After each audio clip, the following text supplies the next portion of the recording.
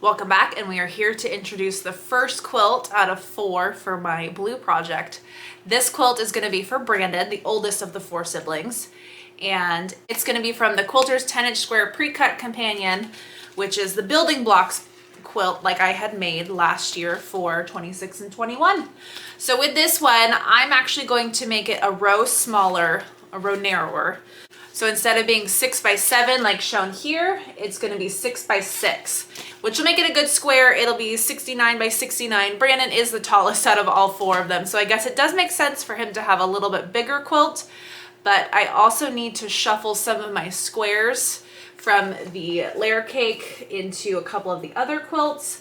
So we're going to shuffle a little bit, and I still have to select the border. So we're going to start by getting the quilt all situated and put together. Our middle section, we're going to make the blocks. We're going to chop them up and put them back together. And then once I get my centerpiece all situated, then we're going to go and do some shopping and get the borders. So let's get ironing and chopping.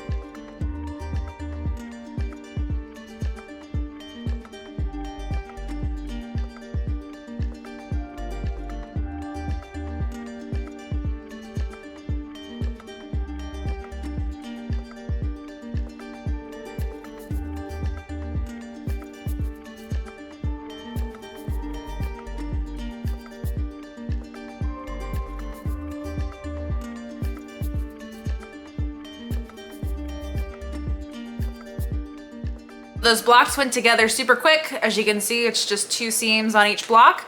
Now that they're all squared up, I'm gonna go see if I can put them on my design wall without any help from a certain 4-legged friend of ours.